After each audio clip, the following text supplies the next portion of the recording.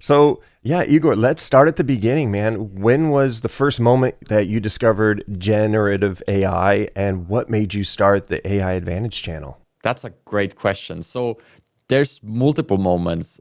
I mean, I've been aware of the space since multiple years. I've read Yuval Noah Harari's books back when Sapiens came out already, but I've kind of been on the sidelines over the course of the past years. When DALI came out, I found about it. I found out about it on a trip to New York at a grill party in Brooklyn. Somebody pulled up their phone and just opened up with the sentence, "Guys, this is going to change everything." And that is the first time that it really clicked for me. In that was in summer 2022, I want to say. But and then I didn't really go down the rabbit hole, so I was kind of just viewing from the sidelines. But the moment I got into it, a little too much for my own good, was the day of the ChatGPT release. In Discord communities in one particular Discord community that I was participating in, it came up as a topic.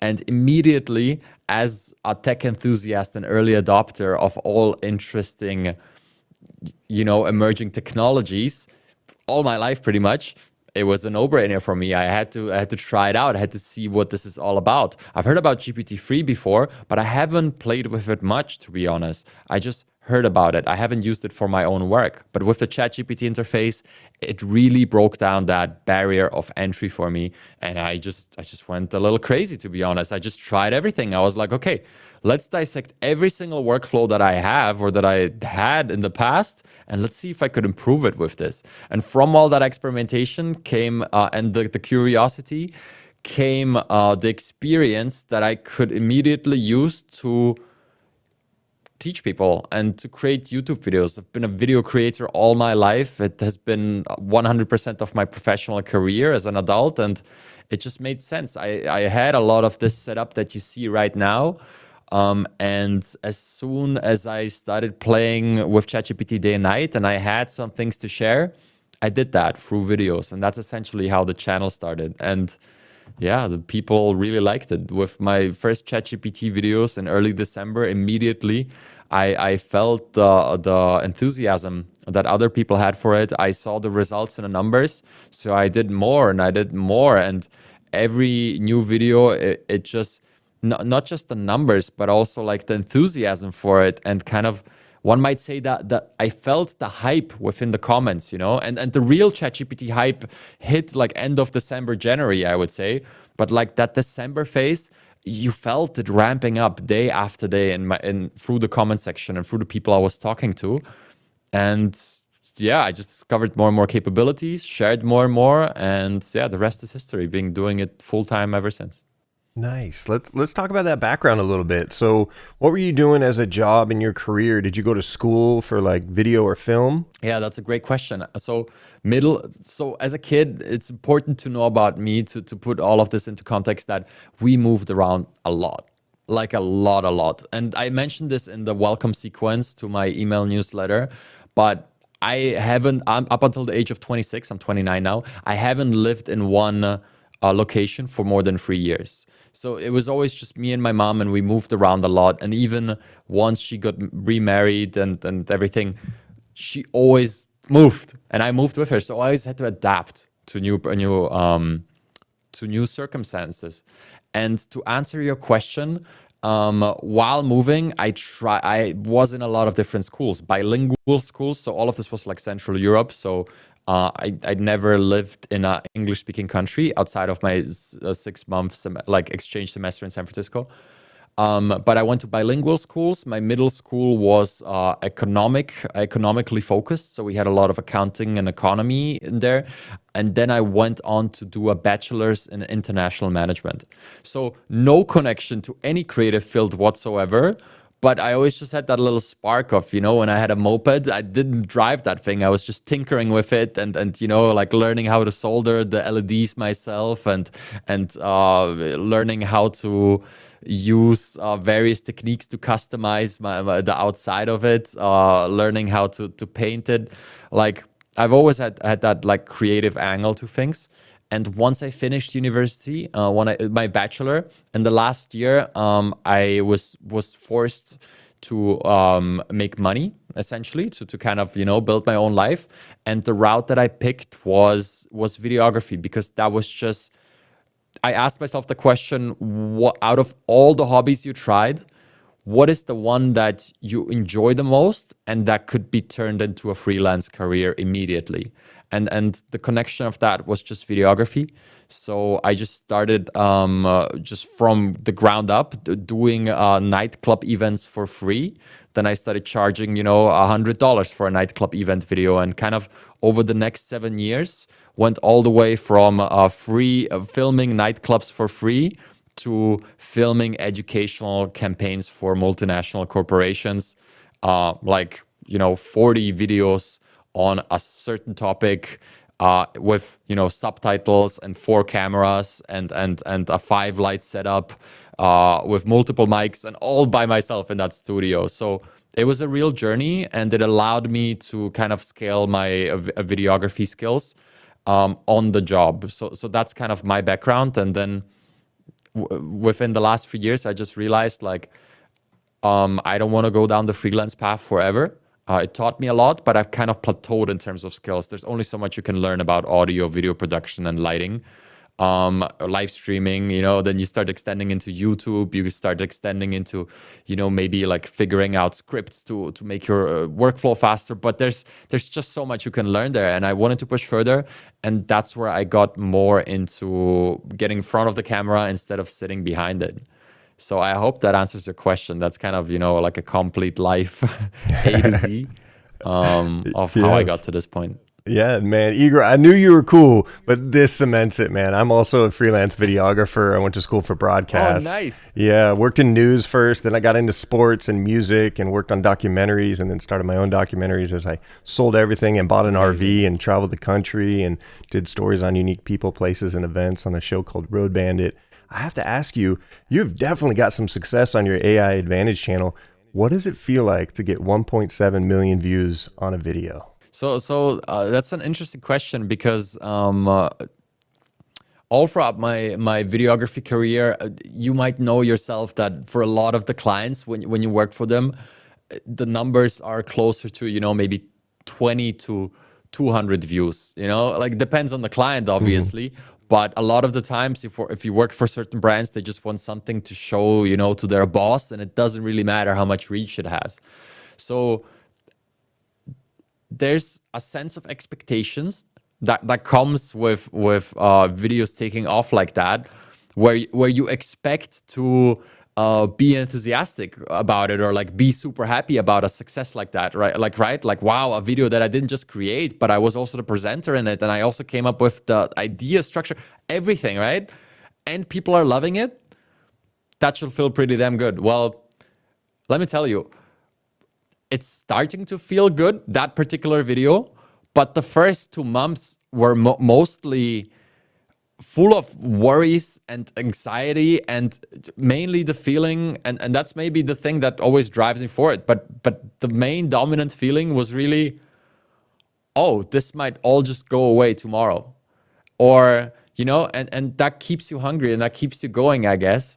But none of those positive emotions that one would expect were there. Actually, it was just like, okay, this is something is happening here, but you kind of are forced to take that opportunity.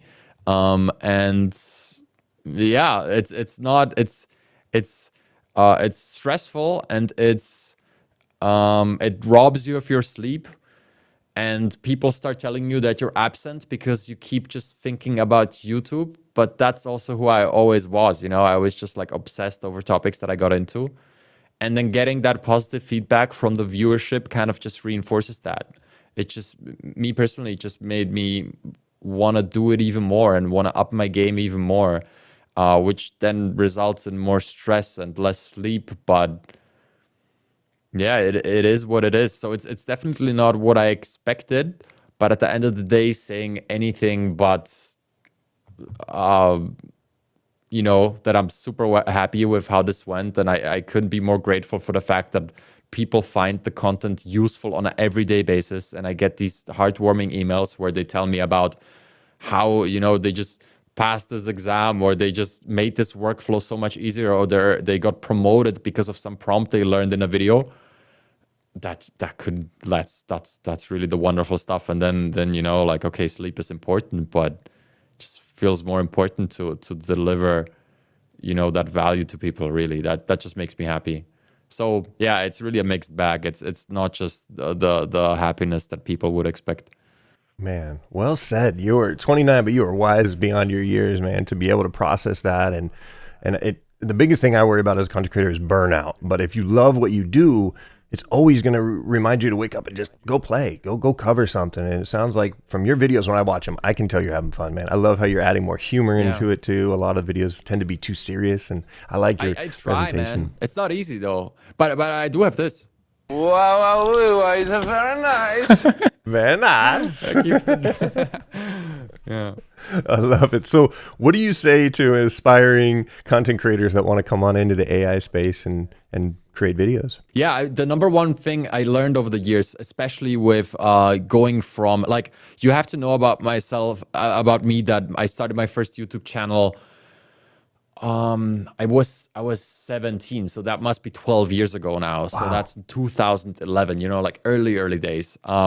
So I tried multiple times, and I never got past the 2,000 subscriber mark, right? In all my attempts. And then also always over time, my interest in a topic kind of just faded, because every time I plateau on some skill set, I tend to switch my attention, because I just feel, just like with the videography career, I just get this feeling of, okay, I already kind of mastered this and figured out what is there to be learned about it, and then I move on. So that was the case with the YouTube channels before that. The beautiful thing about AI is, with all the stuff coming out, and with the depth that a language model provides, the depth of possible exploration, it's just, it's unbelievable how much you can explore, and this topic runs so deep that I don't see this becoming a problem anytime soon. Yeah. And they keep coming out with new models and new apps and multimodality, and there's just like, it's a really deep rabbit hole to go down to. But to get back to the core of your question, which was, what would I recommend to new people? I think the number one thing that you have to respect, independent of your passion, independent of your skills, independent of your ambitions or goals, you have to respect the trends. You have to respect the flow of people's attention. And at the end of the day, I can tell you, my kind of like audio visual quality has been consistent since a few years. This content is not much better than the last 2 channel attempts I had, or the videography work that I delivered to clients. It's just the one differentiating factor is really the topic you focus in. So your question was geared towards the AI niche. What I would really recommend is, don't come in and try to be the guy covering, ChatGPT secrets, because I did that in early December when it was completely new. And you can try to compete on that. It's just from an algorithm and from like a attention point of view, it's an uphill battle. What I would do if I were to start today is look at the micro niches, or like the niches that are being formed, and find out how you can bring something to the table that nobody else can. Look, use Google search, use YouTube search if you're trying to create YouTube videos, right? Use Google Trends, use vidIQ, TubeBuddy, whatever it takes. Dive into the data and make data-driven decisions on what people are watching now. My number one recommendation, practical recommendation to round this out, this is what I always do in my videos. I'm like, I give a bunch of like background knowledge, and then I try to hit all the viewers with like one actionable item. And that would be, if you go into Google YouTube search, you can open the advanced filtration options there. And if you set it to the most viewed videos in the last day or the last week, that's your answer right there. That's where the attention is right now. That's what's getting the attention right now. And you're going to find that most of the current content is either news driven or it's about topics that are brand new. The big views or like the videos that can be, as YouTube tend to call them, the tent pole videos that, you know, kind of raise the entire tent, which is your viewership and your reach, are going to be the topics that are relevant right now. So, you know, follow what's relevant and then create content around that. It's wonderful to create around stuff that you're passionate about, but at the end of the day, that's not how this game works. You need to, ideally, you need to find that intersection of stuff that you're passionate about and stuff that is actually demanded by the viewers. I love how I ask you just a simple question, but get so much value from it. Great answer so far, Igor. So I have to ask you, as we're seeing AI take over a lot of jobs and we're seeing creative jobs start to be in jeopardy, what are you doing to protect the value of Igor moving into the new AI era? That's a good question. I would maybe, I wish I could pull it up now, but I actually uploaded a video yesterday which talks exactly about this. I don't know the title by heart, but I think it's GPT-5 Survival Guides. It's time to adapt. Yeah, that's the title. And essentially, it's the video that answers your question in like a 10-minute edited and well-researched manner. But I saw this one comment under the video, which is kind of the perfect answer to your question. And now I put myself in a spot where I have to recall that one too. Great. Yeah, I got it. If you work on problems that could be considered black swan events, aka out of the ordinary statistical outliers or things that are not easily predictable, you're always going to be fine, because the AI model is only as good as the data that it was trained on. And sure, it has reasoning, sure, it has creativity, which allows it to tackle new problems too. But if you look at the areas that are unexplored, that's one of the like, you know, it's counterintuitive, but if you work in the areas that have not yet been explored, there's also this fantastic marketing book called Blue Ocean Strategy, I believe is the title. I hope that's the title, but essentially it explores the concept of there being like a red ocean where, you know, all the competition is happening and the water is red from the blood happening there. And then there's the blue ocean, which there's no competition and nobody actually working, or like nobody out there yet, because it's unexplored territory. So I think for myself, I'm trying to like navigate the blue oceans of the space, dive into topics that have not been covered yet. Or if I dive into topics that are covered, I always try to bring a unique angle to it. If you generate 100 blog posts with GPT-4, they're all gonna have a similar tone unless you define the tone. But if you blend your unique life experiences with the data that you intake on a daily basis, it's nowhere close to what AI can do right now. How it's going to look in 5 years, I can't speak to that. That's too uncertain. But right now, I'm trying to navigate parts of the market or topics that are not covered, or ones where I feel like I can bring a unique perspective, and avoid the ones that might seem like low-hanging fruit where I have nothing to add. Well said. Yeah, it's one that's going through my mind as I'm starting to get into the space as a content creator and really try to just be myself. And there's only one Randy Prim. You know, I know there's actually a couple other Randy Prims out there. One took the randyprim.com before I could, but overall there's only, you know, the 6'8" version of Randy Prim who's 39 years old and is obsessed with AI. And I feel like losing, like you said, you talk about yourself, you bring your stories of your experiences into your videos. And I think that separates us from AI, right? AI is not really going to give you that feeling as much of, and the human connection. I feel like I'm an optimist at heart. I really feel like this has a chance to bring us closer together as we become rarer and we start to deal with more AI than human. When you come across a human, you're probably going to want to sit down and chat with them a lot more than you did before. I don't know. Maybe that already. Right? Okay. Yeah. It's like there's a level of appreciation. And also, like, one thing all of us humans have in common is this sense of appreciation, right? No matter who you ask, everybody's gonna, like, who would you prefer as a friend, as a partner, as a family member? Like, some like advanced AI that, is all knowing, or like a genuine human being. Nobody's going to say advanced AI. I mean, okay, I'm sure there's like some 0.01% people out there that are going to be like, yeah, I don't want my family. I'd rather have like, ChatGPT dead Right. or whatever. But no, everybody's just gonna want humanity. So emotional intelligence and active listening are going to be just more valuable than they have ever been before.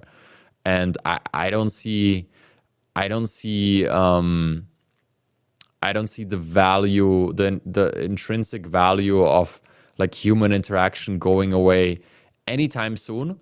It's more about the work related topics where it's a sticky topic, because at the end of the day is if you're employing somebody, you're exchanging work for their productive output. And that's why the entire discussion usually is around AI replacing jobs. It's not about AI replacing personalities or humans or celebrities. It's no, we love that about humans. It's really about the value exchange that happens within our economy, where it starts getting scary. Yeah, and I think to add to that, I also feel like people's self-worth that's attached to their job, if their job becomes obsolete, they become lost. And I've always been one to kind of move from one thing to the next, but keep learning and kind of circle around with all of them as my skill sets as I keep moving forward. And if suddenly I couldn't do camera work anymore, well, I've also directed a bunch, so I do directing, and I just kind of evolve into that multi-skill set one-man band, just like yourself. And I feel like with a lot of people, whether you're old or young, it's time to keep learning, and you definitely have to keep learning in this space as a lot of jobs become obsolete. It's a scary time too, and I have to ask you, what are you telling your friends, families, neighbors' dog where to go when they want to get started with AI? Yeah, so I think I would start by saying, first, you need to figure out if they actually want to, and if they approach you, it's fine. I stopped explaining it to people. I kind of conceded on the fact that if they're not interested, and if they don't bring it up themselves or don't actively ask, I'm not gonna take the conversation that direction, because I fully understand and respect that my grandparents have no interest in adapting. My grandma actually came up to me and brought up the Pope in the trendy fashion outfits that you've probably seen. Mm-hmm. It's funny because like every time she brings up AI, I know that okay, something went giga viral. Mm-hmm. And this is one of two cases.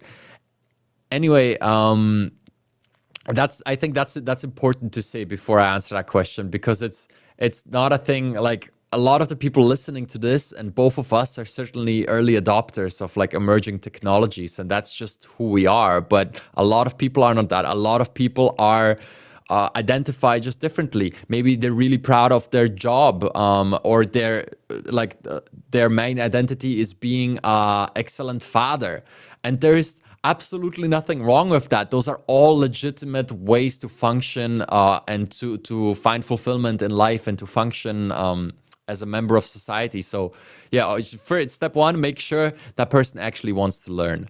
But once they maybe approach you or they ask you for your expertise or your knowledge, my first recommendation would be learning by doing. I'm not going to sit there and tell him about prompt engineering for 3 hours straight. I'm not going to lecture him on prompt engineering. I'm going to be like, okay, let's get you an account.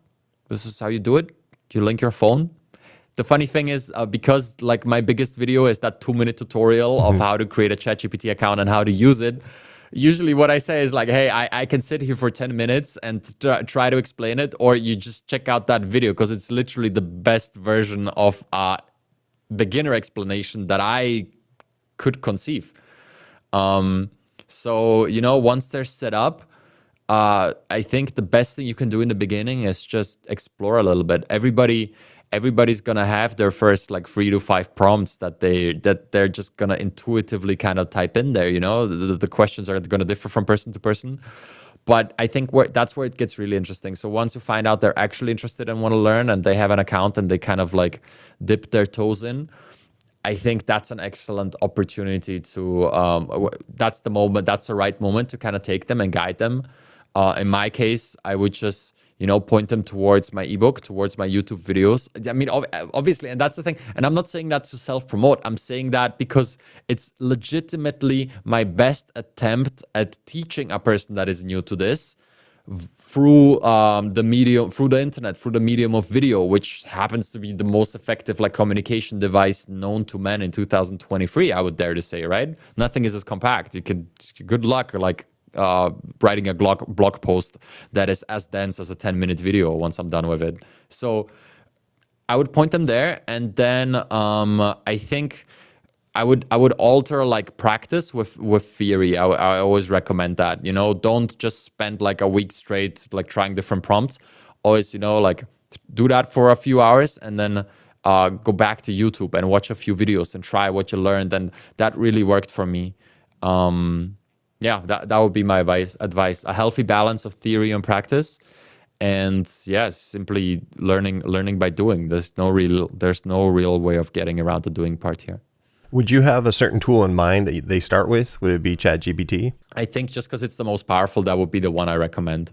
I mean, obviously there's many, and there's the entirely different category of AI art, right? Where I would recommend Midjourney. And if you look at my channel, that's the content.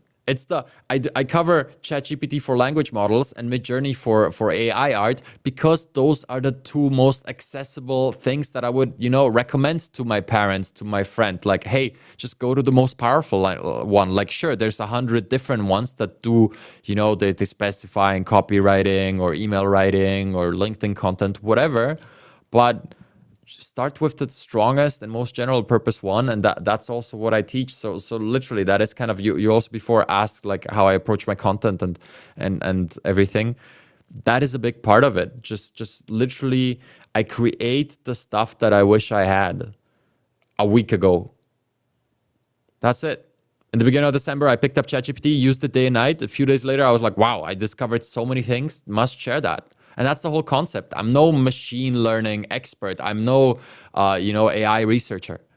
I'm okay at Python. It helps in certain cases, but it certainly doesn't matter. I just go in there. I use it more than everybody else and share the findings. So yeah, that's that. I would say use the most powerful tools, and then you can niche down. Man, Igor, you're so modest, bro. I appreciate these kind of words. I know you're super busy. I got two more questions for you. First one is, we were talking about prompting skills.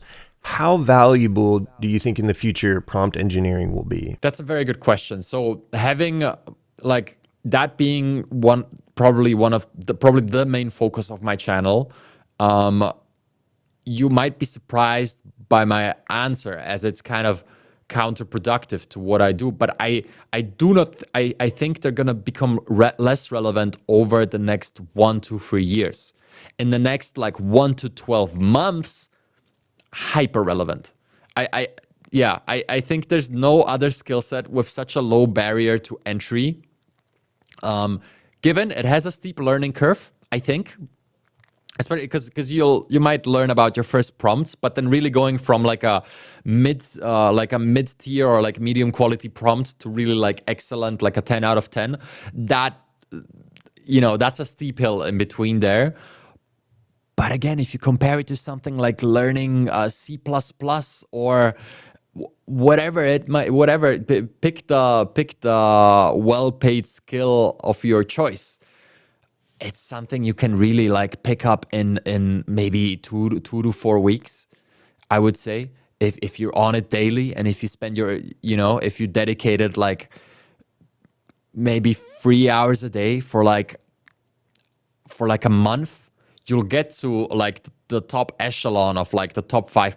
And that's really all it needs. You don't need to become the best prompt engineer in the world. You need to learn about, building blocks and what makes a quality prompt. And you need to learn about some advanced examples and how to get around certain issues and troubleshoot and bug fix. And there's a few topics. It's not infinite, and given, okay, the quality one that I just outlined there, that's a deep well to look into, but it's not unattainable. And I think it's easier than learning Python from the ground up. I think it's easier than learning whatever tech skill it might be that is demanded at the time. But back to the beginning of that answer, I don't think I think it's still going to be relevant in certain niches and for certain use cases. But generally speaking, right now you need to be a prompt engineer to get the most out of all of AI. And I think soon we're going to transition to more user-friendly interface once we enter the likes of Microsoft introducing it into Word and Excel. Already there we could tell that it had certain presets built in, right? Like, ooh, make this into a PowerPoint, make this into Excel. It turns into a button instead of a prompt. But the deep end of that pool is always going to remain deep, because consider that not even the makers of these large language models, not even the damn makers understand how they actually work. They understand how to operate them, how to build them, but in the depths of the neural net, nobody knows what hides in there. And all of them will admit it, from Andrej Karpathy, that was head of Tesla, to Sam Altman. If you listen to those long podcasts, you'll always hear them say like, yeah, like we don't actually really understand what goes on in there. And advanced prompt engineer is going to be able to tickle out the results that hide in that deep end of the pool, even once the interfaces become simpler. So I think next year, incredible opportunity to learn a skill that can pretty much improve most business processes or businesses in general, actually. And after that, it's gonna become a little more niche. But then, until then, you have time to find the niche you want to function in. I think it's gonna remain relevant, but that 80% of use cases people will be using, I think that will become pretty simple over the next 12 months here. Just like I demonstrated with the example of like Microsoft 365 just having a button instead of you having to like engineer the prompt on how to create a PowerPoint from an Excel sheet. Right. Yeah, this reminds me of right before WordPress came out for building websites. If you didn't have HTML experience in coding a website, you would struggle. And then WordPress comes out. Now you think visually about it. And I feel like you said, in the next maybe year to two, we're going to see that more visual representation of prompting. That's a great example. Yeah. It's going to be fun times. True. Yeah. Yeah, literally now it's like a one-click hosting process and you're done. You got all these graphical user interfaces.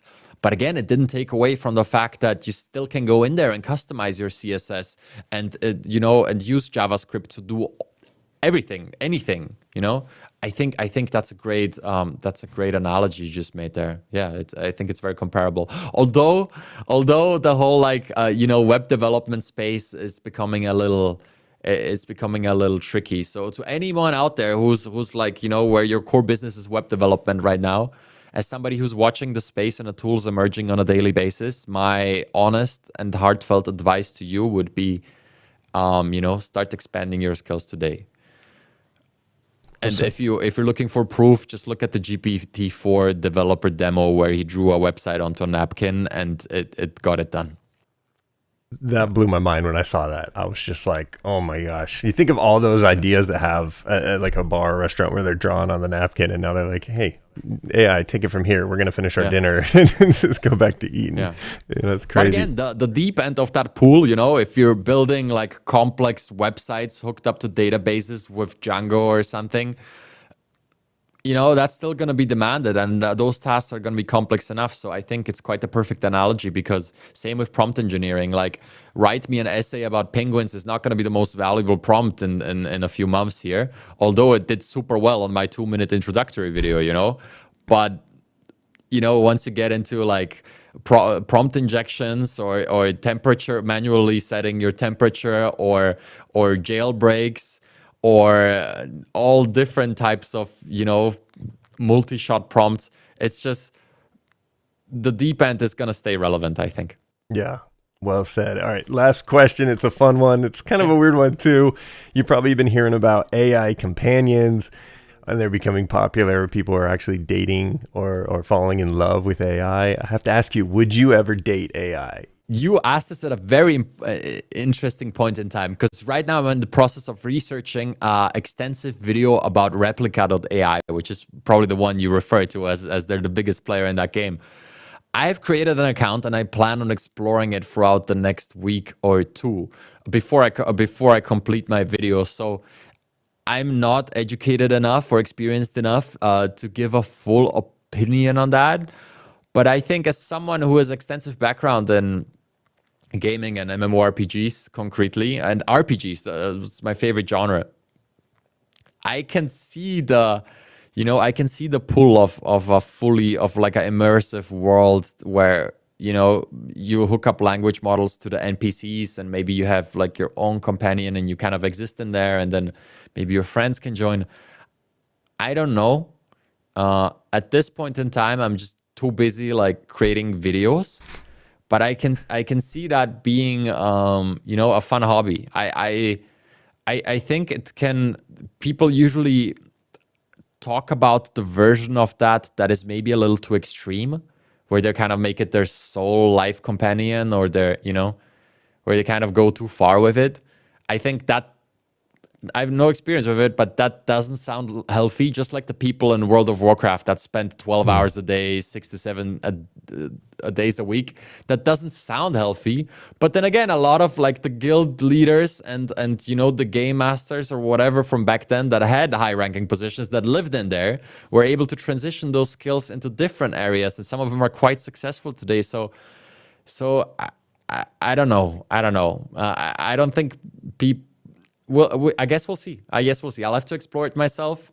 It's an interesting one to follow, and that's why I'll also be creating the video on it, because I just feel like it's one of the topics that with the increased like, yeah, that's a whole different topic to get into. I won't go in there, but with like Gen Z's values and the increased like loneliness and the data on how couples are having less and less kids, and more teenagers than ever are lonely these days. I think that might be kind of a perfect match with this technology that is emerging right in front of our eyes. So it's definitely going to be a big deal. There's no doubt about that. It's gonna make a massive impact. I just don't dare to judge if that's going to be a good impact or a bad one. I think, as with every tech, it's going to go both ways, and we're going to find out. Yeah, well said, man. Igor, Mr. AI Advantage, thank you so much. I know you're so busy. You got like 3 videos you got to work on. You're working on your course. What would you like to say to anybody listening before we let you go? I'm lucky enough to be old enough and to be born in a year 94 that allowed me to experience life without tech. Up until I was 12, I had my first smartphone when I was 12, and then life after, like the smartphone revolution, so to say. And I would just say, if you want to participate in this like AI revolution or not is up to you. Just know that it's happening, and just know that, especially if you're a young person, these opportunities don't come around once every few years. Then they don't. It might be another decade or two, and who knows what's going to happen back then. So I would just say, just be aware that this is a very special moment in time. It is very special. And a lot of the tech that came out in the past wasn't this accessible to the consumer. This is really, I know there's language models being developed behind closed doors and everything, but it is incredibly accessible. GPT-4 is out there, and you can use it to improve either your life or offer that service to other businesses today. And people are slower than you think. People are so bad at adapting, generally speaking. I've been cursed, but also blessed with the life of, moving every 3 years. It certainly has been tough, but it gave me the ability to adapt faster. But generally speaking, and also I'm pretty young, right? But generally speaking, people are not fast to adapt. So if you're still watching this video, this content, to the viewer, like, it tells me that, you're already interested, and you're in a time and a place that is very unique. And if you think if I got like $1 for every time I thought to myself, oh man, it's too late to start a YouTube channel. Oh man, it's too late to contact this client. Oh man, this market is saturated already. I would have made more money than I made from my freelance business just from that thought. So it's never too late. It's actually the perfect timing. And if you want to if you want to build a life around this, it's certainly possible. As I said, prompt engineering is something you can pick up in weeks and not months. And the power of these tools is only growing, So if you're impressed by GPT-4, give it another year. Like, we were all impressed by ChatGPT, right? But it took 3 months and we have GPT-4 here. And I think, the trajectory is clear. It's a new world. The economy is going to transform massively. And if you participate, you get to be a part of it. And I'm going to be doing my best to with sharing everything I learn along the way. I'm going to make it a priority to explore. And now at this point, build a team of people that all they do is explore.